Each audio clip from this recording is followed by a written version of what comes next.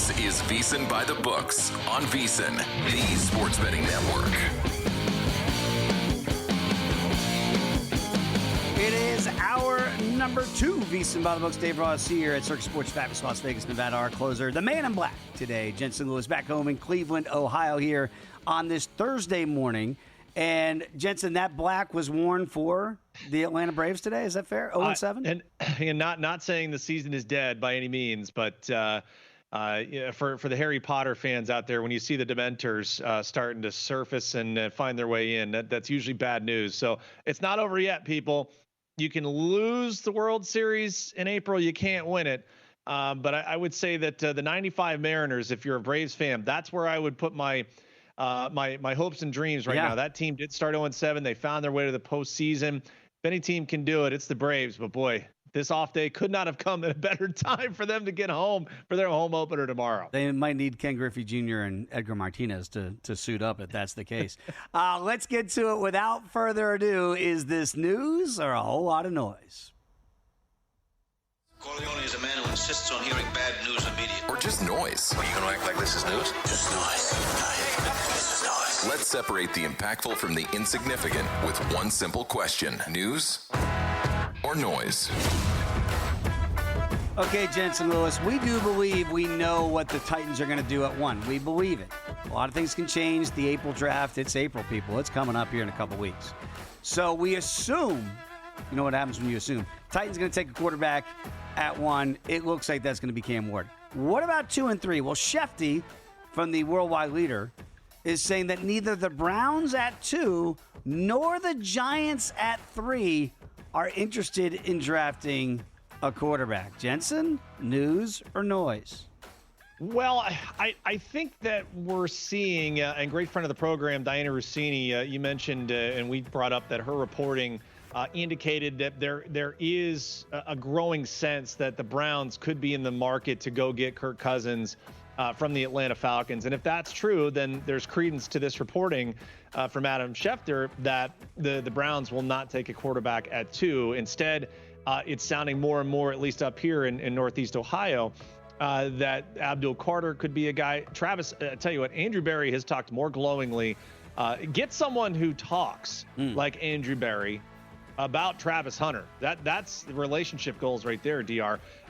So again, both those guys feel a bit more of the odds-on favorites, if you will, than a quarterback at 2. I'll say this. This is the one place, and again, we're going to have Mike Palm's going to join us here in studio this hour. We'll talk to Mike about this. The books out here in Las Vegas, they hate booking the NFL draft for this very reason, because it's all information driven, right? It's all about, well, what does this person know? What's this person saying? The odds are reflected in a report like this that comes out, because guess who right now is the odds-on favorite to be the number 2 pick in the draft? Abdul Carter, not a quarterback. Right now, to be the number 2 pick, he's minus 250. Travis Hunter is plus 220. Shedeur Sanders, who we all kind of linked possibly there, is 7-1. For the number 3 pick, Jensen, again, if this report is true, and the Giants and Browns are not actively involved in drafting a quarterback, the number 3 pick, which the Giants currently hold, Travis Hunter, is the odds-on favorite at minus $2 to be the number 3 pick. Abdul Carter plus 280, and then Shedeur again at plus 350. So information moves markets. We're not saying that this is exactly the way it's going to play out, but the numbers bear it out so far in the marketplace that that's where we could be headed, which would be a bit of a surprise if it's just one quarterback taken in the top 3. I wonder if this is news or noise. It was Rory McIlroy. He had another great week. He's playing great golf, okay? What's his bugaboo? Augusta. He's never won at Augusta. It starts next week. This time next week, Jensen, will be round 1 at Augusta National. Be still my beating heart. Rory says might have a bit of a elbow sitch going in. He kind of threw that out in the post-game talk, the post-round talk, after playing another great round of golf. And that he wasn't going to play this week because he was going to deal with some things and get some things worked out, i.e. the elbow. What is this? Is this news or noise? All right, so there is gamesmanship involved here because all the groundswell, and Wes Reynolds even alluded to it yesterday when he was on with us, Wednesdays with Wes, and he said, my annual donation of Rory to win or in a high placement market at the Masters. And Rory is a savvy veteran if he's throwing people off the scent here. That's not going to throw the odds at all. No. He is going to be right behind Scottie Scheffler as the second betting favorite to win. And at this point, it would have to take something to happen probably within those first 9 holes on Thursday, Dave, from a live betting perspective, for him to tumble in the odds market, right? I mean, this to me feels more of he already knows expectations. He doesn't need any more pressure. Does this slide a little bit and say, oh, I was a little undermanned? Or does it even embolden, people to say, okay, I know what you're doing here. I see what's happening. I'm doubling down. Because you want people to think that you're a wounded duck coming in here and then you just blitz by people. You want people to kind of like take it for, okay, maybe Rory's not right. And then boom, he just goes by. So I could see that playing out, but no, in no way does this affect the odds whatsoever. Yeah, the books are not buying whatever Rory's selling because right now Scottie Scheffler at DraftKings is betting favorite at plus 350. Rory is the second betting choice at plus 650, and then you have to go to Live Golf and John Rahm there at 13-1. Like you have to double the number from Rory as the second betting choice to get to the big Swede as the third betting choice. So Rory, if you're trying to pull the Caddyshack, my arm, it's broken, like Rodney did. And they had to get a replacement golfer, and we know that was Danny Noonan in Caddyshack. Then nobody's buying this thing. I find it interesting that he threw it out. You don't think that if it's gamesmanship, or is it a built-in excuse for Rory if he doesn't complete the career Grand Slam yet again? Because all the pressure, Scottie's won it twice already in his young career. Rory's never done it. He hasn't won a major in over a decade. That seems crazy to me. Is there any part of the athlete that's throwing that out there as a built-in excuse? I would hate to have that. If I knew that I was playing, and all indications are, I mean, look at the results. All indications are this is the best he's played coming into the Masters. Why would you want anything out there that would allow a competitive advantage? Like this just kind of screams like you're trying to take a bit of pressure off yourself because you already know internally, like, this is what I don't want. I don't have to keep answering questions. Yes, I haven't won in a while. Yes, this completes the career Grand Slam. I think he'd rather answer questions about like, oh yeah, I'm feeling better. So it kind of takes the microscope from being directly on him to maybe like, oh, maybe, and whoever's buying it, I got a bridge, to sell you in the desert, right? We are going to be all over the coverage for Augusta National next week here in the program. So we'll get to all of this because, Jensen, I'm with you, man. Like, if this is where you are mentally, if somehow you were throwing that up there, I don't know that I'm going to back Rory. And he cannot be playing any better golf than he is right now. Getting it here. The form is perfect. Everything should be a green light go. But when I hear that, my antenna goes up like, Rory, where's our head? Everything else is ready to go. Don't tell me you got an elbow issue. You're going to be just fine. By the way, we have a new summer special that's going on right here at the network. So for $59 right now, you can become a VSiN Pro subscriber. This is through August 1st. So it's going to give you access to everything we do, which includes daily best bets, exclusive betting splits, expert analysis, betting systems. It's all there for you at vsin.com/subscribe. By the way, the Valero Texas Open's getting ready to get underway today. I know you and I have a bunch of plays in pocket there. The big Swede that I alluded to, Ludwig Oberg, is the favorite here at 12-1 to win. Corey Connors is second at 16-1. And then British Jesus, Tommy Fleetwood, also 16-1. Patrick Cantlay hasn't won on tour in 2.5 years, 18-1. And then some guy named Jordan Spieth and Hideki Matsuyama, those guys at 20-1. What did you get to on your card here before we kick it off here in just a couple minutes here at the Texas Valero Open? Yeah, I kept it abbreviated from a units, so just 2 full units spread out here over 6 different plays. So I did take the big Swede at 12-1. I also sprinkled on Daniel Berger at 30-1. A couple of placement markets, I like to do those. And these are all on DraftKings, which, again, include ties, which is a huge line of demarcation for people just getting into the golf betting space. I did take British Jesus top 5 at 3-1. Little Denny McCarthy, I had to for posterity with you, buddy. In solidarity, I got a Denny McCarthy. A little top 5, 5-1.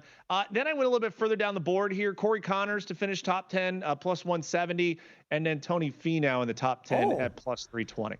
It just makes my heart feel good that you went with little Denny McCarthy as well. I played Denny at 30-1. Remember, he's never won on the PGA Tour, and it does feel like he's been close. He's been around. We've seen a lot of first-time winners here. So I did back Denny at 30-1.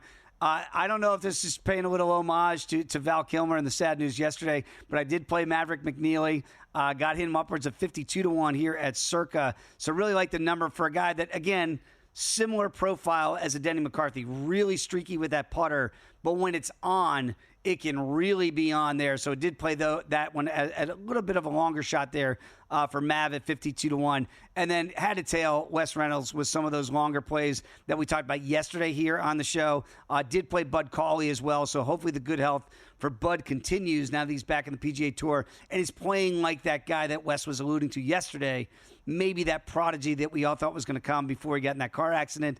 Bud Cauley was a play for me to get in pocket. But love that placement market that you have there for Denny McCarthy, too, at 5-1 here to get in the top 5. Sharp Plays, if you've not checked this out yet, sharpplays.com. Unmatched transparency, records that are updated daily, so you're not hiding behind bad records out there. AI-based analysis as well. Real-time global betting information and alerts directly from the pros. If you haven't checked it out today, check it out, sharpplays.com. Let's dig into the NFL. Some interesting futures numbers. That's next here, VSiN by the books.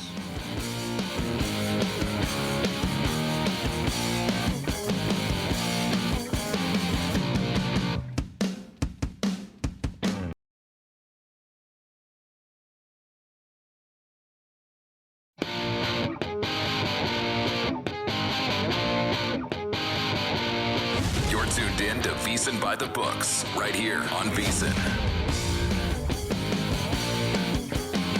We are back on this Thursday edition of VSiN by the books. Dave, Ross, and Jensen Lewis here with you, getting ready for, I can't believe it, 2 days away here from the Final Four down there in San Antonio. Where does the time go? But you and I talked about it a little bit in hour number 1. We don't think we're going to get full transparency here from the Auburn medical staff. Is that the only real drama, other than how the games are actually going to play out, that we're hoping that John A. Broome is going to be perfectly healthy for the Auburn Tigers, 2.5-point dogs to Florida here? Because without a healthy John A. Broome, I don't know that they've got the horses for the courses to beat Florida if he's not 100%. Yeah, no, I think the intrigue, too, is how Florida starts. And if it is that start like they had against UConn, then Auburn is extremely live if they execute in the half court. If it becomes a track meet, I think that's where Florida wants to get to. I think they wanted to get into those at least low 80s and try and force Auburn to be really good, both inside and the post. If Johni Broome's 100% healthy, great. If he's not, I think they want to find out very early, because if they can exploit that with Condon and some of the bigs down there overall, I think they would rather get Auburn into foul trouble and then force them into early depth decisions for Bruce Pearl. Flip side of it, I mean, again, you're the number 1 overall seed. We've been saying it for a while. It still feels like they're not getting enough run for what happened. There's a reason they're here, Dave. And I mean, I would rather, we'll see what happens. If this gets to 3, I think on principle, you have to take the Tigers. And again, still 5 here at Circa for Duke over Houston, 5.5 at DraftKings. Shop around depending on the side that you might like. You might be able to get at least a half-point better to whatever side you're leaning towards. Speaking of horses, if you want to put your skills to the test in the Hoops and Horses Pick'em Challenge, is brought to us by our friends over at First Bet. So you sign up for free. You can play it at VSiN.com/hoops and horses and make your picks for Saturday's marquee horse races and the Final Four. How cool is that? Top pickers are going to receive First Bet vouchers you can use to bet upcoming races on First Bet, including our Kentucky Derby special. That's going to be, of course, the Derby on Saturday, May 3rd. So from the hardwood to the home stretch, play now at VSiN.com/hoops and horses. That is a really cool promotion coming up on Saturday. All right, we got to get back to something we've been loving to break down. Over the weekend, those win totals came out in the NFL, and they will start to move depending on where the money starts to come in. And I always feel like you can get really good numbers if you can get good reads on what these teams have done so far in free agency, what you think they're going to do in the draft, and if they have enough to get you to these overs and unders. Let's start off with a couple teams. Again, similar win totals here, the same, 6.5 for the Panthers and the Saints, but the juice, again, is different. Here's what surprises me, Jensen. The juice is to the Panthers over 125, whereas it's even on the Saints at $1.10 either way. Is the market more bullish on the Panthers to get 7 or more wins than the Saints? This feels like a lot of public sentiment because of that price on the over, just kind of looking at it. 5-12 they were last year, an improvement from 2-15. Bryce Young did look a lot better towards the end of the year. And I do feel that if you want to be contrarian on it, I would like the under. As you've always said, a lot of things have to go right to hit overs, not as many things to hit those unders. So I would think that I would lean the under there, but you look at the Saints, and it feels like if you get any semblance of consistency on offense, this is a pretty weak division. Like, correct me if I'm wrong, Dave. You've got Penix, getting his first full season as a starter. Let's see what Baker and company do without Liam Cohen in Tampa. We just talked about the Panthers. Can they recreate? They haven't had back-to-back winning seasons in their franchise history, I don't think. And the Saints at 6, gosh, it feels very plausible. Okay, if Kellen Moore gets any bit of offense out of Derek Carr and company. I'll just say this: I'm picking up exactly what you're putting down with this division. No tickets for me yet that have been purchased, but it is something that I've been looking at. The Saints are the 4th betting choice in that division, and it's not close. At plus 750. Buccaneers plus $1.05, Falcons plus 250, and the Panthers plus 425. If you like the Saints over that win total at 6.5 at even money or minus $1.10 either way, I might little pizza money bet there on the Saints at plus 750 to win the division, because I think, like you, I think it might cannibalize itself and everybody's staring at the mirror or that Spider-Man gif at the end of the year. Patriots, they feel like the team everybody wants to bet now. How about this? 8.5 wins, juice to the over. And wasn't it just everybody's cat's meow was Miami? We all love the Fighting Fish. And now they're 8.5, and it's juice to the under $1.30. Are we getting a little over our skis with the Patriots here? Yes, it does feel like the value is on the under there at even money. All credit to Mike Vrabel and being able to get the defensive reinforcements in there and perhaps some weapons for Drake May. I do remember that they still play in the AFC East. I don't think they're beating the Buffalo Bills as currently constructed. And I don't think whether at Foxborough or going into Orchard Park, they're going to do it. The Jets, for whatever reason, it feels like they play down to their level a few times. And then the Dolphins, I guess the Dolphins all predicated on is Tyreek Hill in uniform there the entire year. So if I were looking at it, I'd lean the under. Actually, I think I'd lean the under in both places. You're right. The cat's meow. Tua's out partying this offseason. Good for him, getting the body in shape. So we really love that. I just don't know if I can make a case for either over here. I guess if you're looking for pure value, it's probably the Dolphins, because a lot of people are going to say, oh, we tried that last year. It didn't work. So I guess if Tua stays healthy and both Tyreek Hill and Jalen Waddle stay healthy, I guess the only overplay here would probably be for the Dolphins. Again, we're symbiotic in that. I could only, and I'm not, look, Mike McDaniel, he was there when I was there in D.C. Back in the day under the Shanahans, and Mike was the head coach back then, and he was kind of a boy genius at that point. And I don't know what they are once we get out of fall into winter. I know it's like, is that a real thing? It feels like it's a real thing with this football team. Like we saw it last year on Thanksgiving Day, remember, in Green Bay. They look non-competitive. They look lost. We saw it in the playoff game last year against Kansas City where I don't know what happens to this team. Like, you better look at their schedule early And if they play those traditional teams that are cold weather, like you better hope the NFL schedule maker has you in Orchard Park in Buffalo in September or October. Because if it's in December, you're going to lose. Oh, yeah. Right? Yeah. Like Mike McDaniel, I like you. I'm rooting for you. You guys ran out Vic Fangio because he was too tough on the guys? Yeah. And now he's winning a Super Bowl in Philadelphia? Okay. How about the Texans and the Commanders? Two very interesting teams here. 9.5. Like, the Commanders, they're both juiced to the over, by the way. $1.20 in the Commanders, $1.45 in the Texans. Now, Jensen, this might sound a little bit bizarre, but the Texans were so unimpressive for winning that division as easily as they did last year until the end of the year. And I don't know what happened with D'Amico Ryans and C.J. Stroud, but it's like they found their swag again. They found what made them kind of the darling of the NFL in year one with those guys. And then I was really impressed with them, even in defeat at Kansas City in the playoff game. I know the cat's meow is the Commanders in D.C., and we all love Jaden Daniels. But I kind of lean towards the Texans in playing this as now the team truly to beat in their division. And I wonder if we're a little bit overinflated in the nation's capital. All right, let's start in Houston. Please tell me which quarterback there for the Colts, the Jags, and the Titans are beating C.J. Stroud and company. Is I'm maybe a slip up, maybe a bad day, a couple of picks, a turnover here from a running back. How do they not win at least 4 conference or division games? Right. All right, so you're almost halfway there. That definitely feels like an over, and I understand why the price is what it is. What am I missing on the Commanders here at 9.5? Is it just all the lights, the pomp and circumstance because of what happened last year? They think there's some regression. Wait, does it feel conservative? 13-4. You're telling me they're going to go down to 9-8?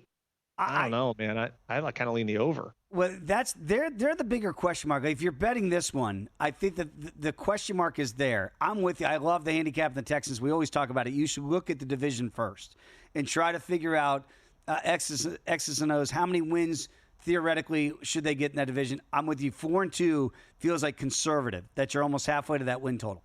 Now let's look at the Commanders. And I know people might say a homer. Cowboys should have swept them last year. That's true. They went 1-1. Great point. Right? Yep. Eagles are still, to me, a little bit better than those Commanders. Giants, for whatever reason, seem to play them tough. 100%. But again, you would like to be able to book those 2 wins for the Commanders. I can't do it. I'm looking around 3-3 in the division for the Commanders. Okay. And then it's going to be really, to me, Dan Quinn year 2 with the defense. Yeah. Is it going to be better? Because they carried you offensively last year. And the league's going to catch up to Jaden Daniels eventually. So, to me, it does feel like fool's gold a little bit, but I'm with you on the Texans. I think that's the safer route to go. Mike Palm is in studio next. Jensen, get ready because coming up later on, it'll be Palm's Pressing 3. Come on back. It's VSiN by the Books.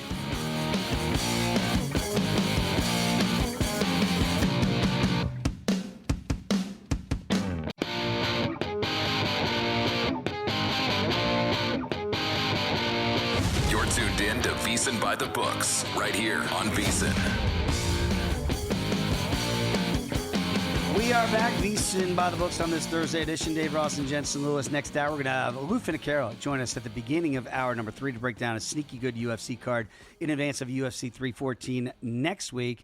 And then the king of Connecticut himself, Will Hill, is going to join the program. But right now, what a pleasure it is here on this Thursday to welcome back to the program the one and only Mike Palm. Right now does a great job as VP of Operations here at Circa, and also the D, Mike, right? It's all the properties. And the Golden Gate. And the Golden Gate. Yeah. So how do you juxtapose all those 3 fine casinos? Well, it's a lot of walking.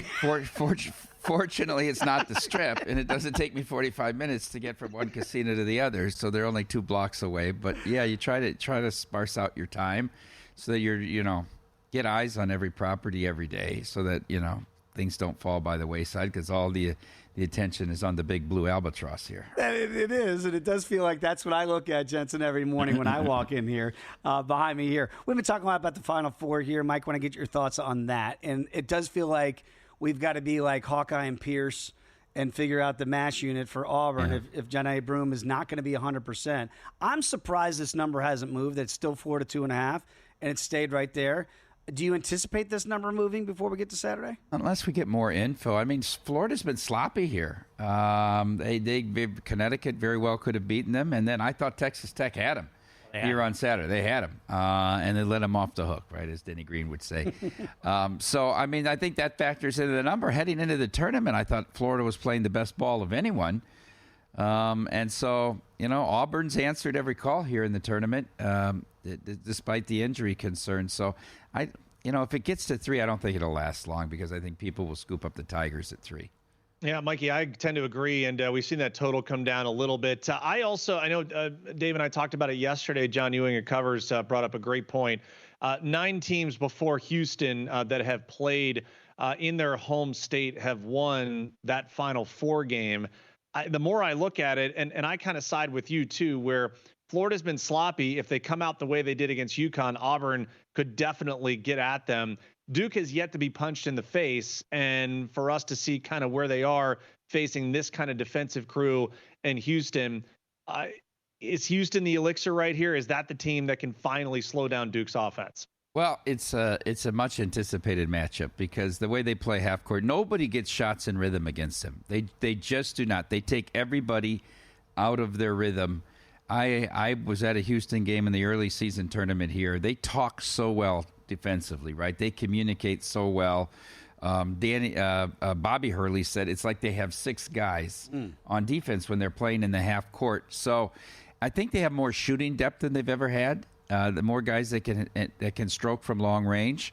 So it'll be interesting. I mean, Duke's just steamrolled everybody and taken everybody out of their game as well. So I think we'll know early, though. I think we'll know this game early. I don't think it's going to be a game where one team gets down big and comes back. I think you're going to know in the first half who's going to be the winner of this game because you're going to see what can Duke do to what can Houston do to keep Duke out of their game in the half court, and can Duke speed up the game? I wonder, too, gentlemen, when you look at Duke now, and they look like they're men amongst boys because they have size. They've got real size. And that's normally the issue. But they're also freshmen. I mean, you're relying on 3 key freshmen. And when you go up against Kelvin Sampson, you feel like you're going up, again, grown men on the other side. Could that finally show itself a little bit here? That, L.J. Cryer and the guys, that all of a sudden they go, yeah, we have been here and done it before. You haven't.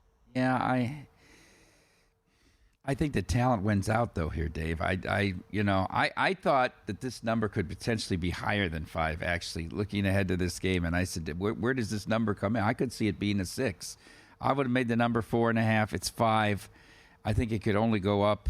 It's in 5.5 in some spots, still 5 here. So I think you're going to see 2 terrific matchups. I think you're going to see 4 terrific matchups when you count the women's games in Tampa, which I'll ask Jensen a little bit more about.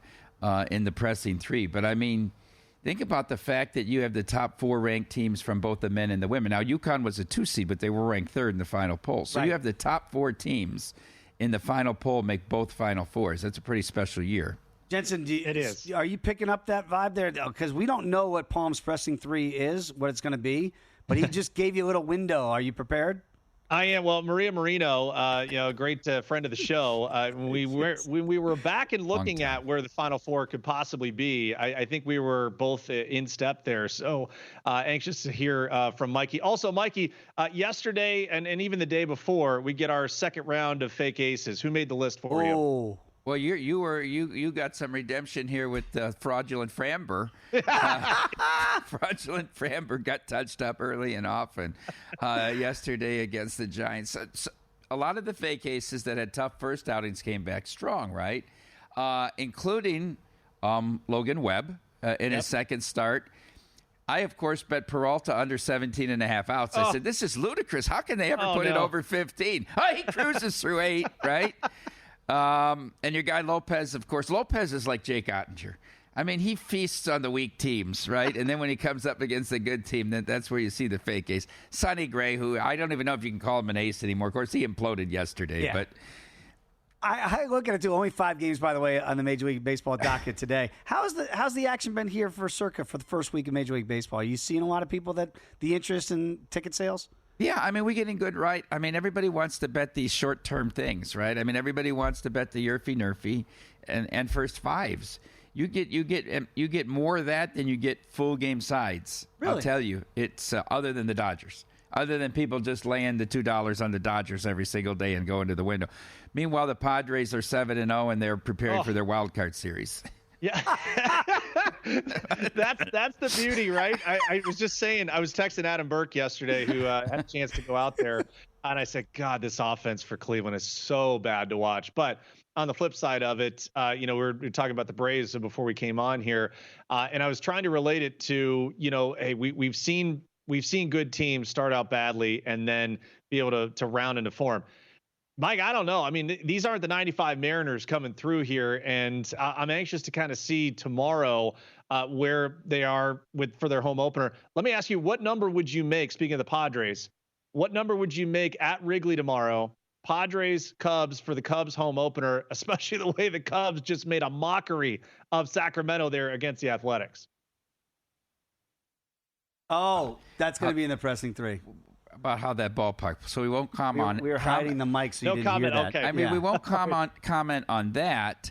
But it's gonna be a fun home opener for the Cubs, right? Ooh. I mean, think about these teams that have been on the ultimate road trip. The Minnesota today is in a ridiculous.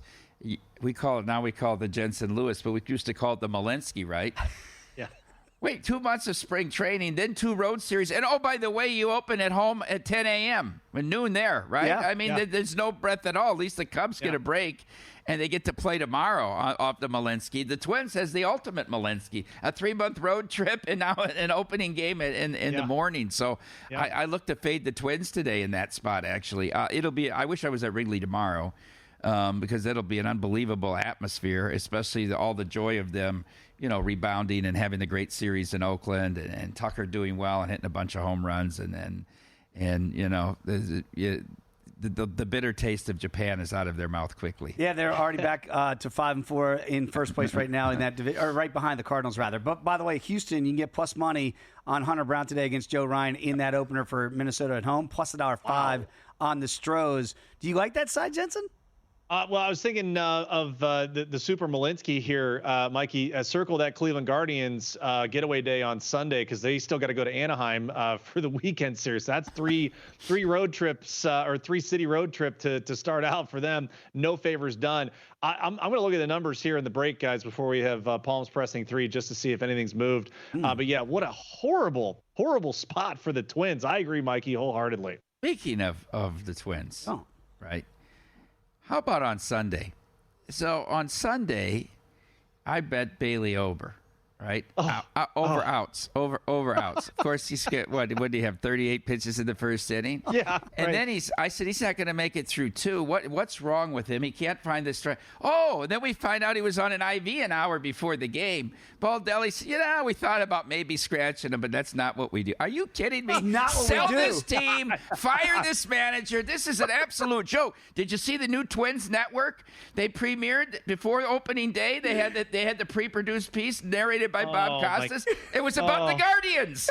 They played it on that was the first airing on the new Minnesota Twins network was an intro to the Guardians season. I mean, what is going on? You had one job. One job. Oh, that is a rant I did not see coming. That is fantastic. But yes, the Twins they are small favorites today for their home opener here, not that far down the road here. Dave, they're losing they're $425 million in debt, and they said 1.7 is the lowest offer they'll listen to, the poll ads. They've cried poor for 3 decades. They have more money than Steinbrenner. They've always been in the top 10 wealthiest owners. It's a joke. Thank you. That's the energy we need on a Thursday right here, Jensen Lewis. All right, don't go anywhere, America, because when we come back, it is time, maybe the most anticipated segment we do. It's Palms Pressing 3. That is next here on VSiN by the Books.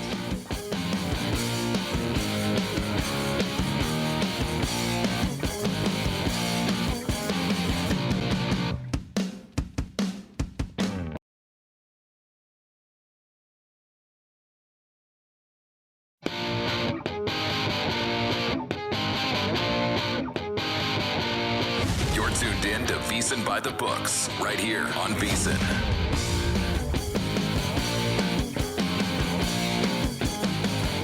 We could Continued VSiN by the books on this Thursday edition. Dave, Ross, Jensen Lewis. Jensen, are you prepared? Because I know, you got some real tough questions coming. Are you ready?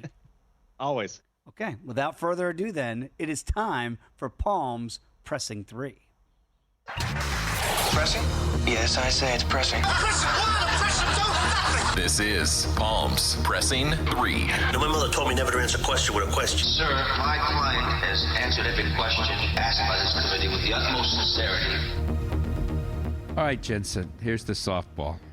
We all know that you can lie to your boss, you can lie to your friends, and sometimes you can even lie to your wife. Oh. But the one group of people you cannot lie to are the players. No matter what is said by the media, the fans, or even in the clubhouse, the players know if their team has a realistic chance to compete for a playoff spot.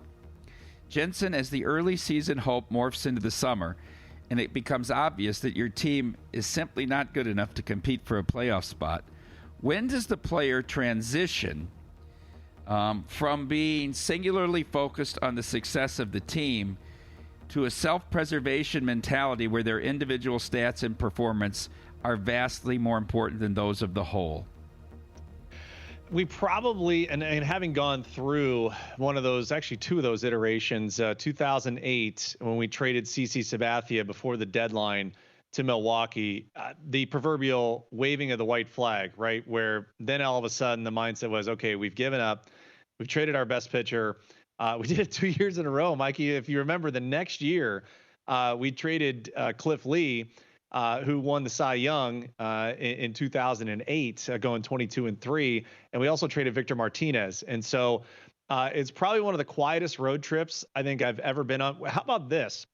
We had to play a traditional doubleheader on getaway day for our final homestand because we had to make up a rainout. Then we had to play 4 games in Boston, who was the best team in the league in 2009. Our entire coaching staff was let go that morning before we started the doubleheader, but they stayed on. This is the most bizarre thing I've ever been through my life. So Eric Wedge gets canned. The entire coaching staff is going to get released, yet we've got to play. So we're in the bullpen, and Chuck Hernandez, who was our bullpen coach at the time, like, no one said anything. We're all sitting here like, okay, this guy just died.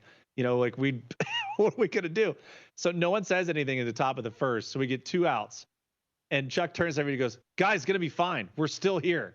And so it was, we let it go. But that's the quietest flight besides going back to Boston for Game 6 of the American League Championship Series, my rookie year in 2007. It was so awkward because of everything that had transpired. It was a horrible year at that point. So real tough one to swallow. Oh, yeah, very quickly, because obviously it's the first week of the season. Nobody's waving the flag yet. But, like Jensen, if you see Colorado at 1-4 and you look at the rest of the division, to Mike's point, is that like a KB, a Chris Bryant going, get me out of here? Like, let me. That's the fans in Colorado saying, get him out of here. Yeah, he comes up on fans. opening day, first and third with 1 out. I could have come closer to all 3 of those pitches. All right, let's. Yes. That's one of the steepest fall-offs I've seen. They were putting him in the Hall of Fame when I was in Chicago. Oh, my goodness. He was going in. All right, question 2. And here we go with Sacramento. There have been 3 Major League games now played at Sutter Health Park. Monday night, with a total of 8.5, the Cubs beat the A's 18-3. Tuesday night, with a total of 7.5, they beat the A's 7-4. And yesterday afternoon, with a total of 8.5 again, Cubs 10, A's 2. 12 homers in the 3-game series. Ooh. We had speculated before the start of the season that totals in Sacramento would be in the 10 to 11 range. Should we auto bet the overs until the market catches up to the circumstances of that ballpark, or is this sample size simply too small? I don't know which more is an auto bet right now, Mikey, with the overs in home games in Sacramento or the Dodgers right now, because it just feels it's inevitable, especially with what happened last night and the Dodgers coming back from down 5-0. Yeah, Dave and I tried to implore people, and I know we talked with you too, Mikey, when you've been with us in studio each week. This could be a poor man's Coors Field to start. I don't even know how long you wait if you're an odds maker to put up a 10. It probably their next homestand. I think you have to. And knowing where, from my experience, even in the cold weather, the ball was still traveling. People were like, oh, no, wait a minute. I mean, look at the career home runs. And I'm like, no, you don't get it. It's AAA hitters versus big league hitters, and it's big league baseballs, far different than the AAA balls that we use, and it's also the big league wood you get in big league bats. Like, there's so many different lines of demarcation that you cross when you have it, and they didn't change the dimensions as far as I saw. I mean, this is going to be a bandbox, and we haven't even gotten to like the low 90s as far as temperature. I mean, we could be in Coors Field territory much sooner than anticipated. We kind of talked about that, like, from our side, from betting side. First rule of Fight Club is you don't talk about Fight Club. Like, do we keep this down? But we're trying to educate the public. That's why we do the show, right? So it's a double-edged sword there, Mike. Well, you're assuming we move the markets, but the other thing here is Derek told me that totals will be higher than Coors. I said, you're out of your mind, and I feel I may be proven to be an idiot here. The thing that I'm noticing, Jensen, is there's no foul outs. No. You went from Oakland, Alameda, that had the most foul territory in the world. I watched, I don't know if it was the top of the fourth yesterday. We were having lunch and the game was on. There were 3 outs that went to barriers that they couldn't catch that are outs in every other major league ballpark. And that's the big thing, all the extra outs. Okay, tomorrow night, Jensen, in Florida, I think we have a first occurring. Oh. I don't know. My memory serves me. In '89, Tennessee and Auburn played 3 times. Auburn beat Tennessee at Auburn in the regular season. This is a women's game I'm talking about. Tennessee beat Auburn in the SEC championship, and Tennessee beat Auburn in the national championship game. But tomorrow night in Tampa, we've got Bevo versus Cocky round 4. I think this is the first time, 4 times they've met in one season, 2 women's basketball programs. South Carolina beat Texas by 17 in Columbia in January. Texas took the second meeting by 4 in Austin, and South Carolina dominated the Lady Horns in the SEC championship game in Nashville by 19 in March. But now it's Emily in April. Don't you like the alliteration? And Dawn Staley's crew is a 5.5-point favorite in their quest for a 3rd title in 4 years. Remember, the national semifinal loss to Caitlin Clark, avenged in the championship game last year, their only blemish along the way. Who has the advantage in round 4? Well, certainly I want my bracket to be right, so I'm going to go with South Carolina. I'm 3 out of 4, and we bring up our great friend Maria Marino, because I told her, I said, hey, I think there could be a surprise, and I wanted Notre Dame to beat Texas, but it was eventually Texas and TCU matching up. So I got 3 of the 4, Mikey. I got South Carolina, I got UCLA, and even with the healthy Juju Watkins, I had Paige Beckers and UConn upending them. So we got one part of the bracket perfect. We've got the other side with Dawn Staley and crew. I have South Carolina over UConn in my bracket, so I'm hoping it comes to fruition. I mean, 4 times. We don't see that. So you're getting the SEC, Florida and Auburn's only a 2nd-time matchup here for the men. Right. Could have been 3 had they faced off in the tournament. But I do wonder, with that familiarity, does that lead you to take the points with the 5.5 that we know each other so well in a 4th matchup? On the 3rd matchup on a neutral, it was the most one-sided game of all. So I don't know. I think it's UConn and South Carolina in a very important final for a lot of legacy here. Remember, Gino's been now to 16 out of 17 Final Fours, but he hasn't won one in almost a decade, right? Wow. And I really believe Dawn Staley was building the program that was becoming UConn. Gino built the program that was Tennessee and became UConn, and I thought UConn was becoming South Carolina until they went to Columbia and beat them by almost 30. That's when I bet UConn at 4-1, and now all of a sudden they're at 2-1 minus $2 to win the tournament. These numbers are ludicrous. 14.5. I made this number 2.5 with Juju. She's worth 12 points. It opened 9 against UCLA. I grabbed the 9. It's down to 7.5. But I mean, how does a team go from being the 5th choice to all of a sudden now they're such a favorite? I think it will be a great final. I remember 2 years ago when South Carolina beat UConn, and Gino went off on the officiating and said, this is not basketball, this is football. And Dawn Staley said, when they were beating the bricks off us for 10 years, I never said a word about it. So it's going to be great in Tampa. I think we have 2 great, and I get to go see the Crown for tonight, and I think Saturday I'll go to the Crown a couple times too. So what a weekend of college basketball. You can't get enough of it. You want the Final Four, you want the men's and the women's, and they want more here in Vegas, you get it at the Crown. Mike, I noticed no coffee today. You've given that up for Lent? And alcohol. So we're down 13 pounds. Holy That's mackerel. a good Boy. thing. What do you weigh, about $140 now? Yeah, plus 60. Might have to ask Lou Finicaro how to handicap you. Quarter maybe at the unit Lou welterweight coming division. up, baby. Mike, appreciate you as always. Everybody, if you have not checked it out by now, you got to download the VSiN Watch app. So easy to do. You get 24/7 live access to everything we do. Audio, video streams of every single show, including this one. If you missed it live, you can always catch VSiN by the books on your time. Big screen streaming straight to your smart TV. So download it now in the App Store or get it on Google Play. As Mike Palm said, Lou Finicaro joins us at the top of hour number 3.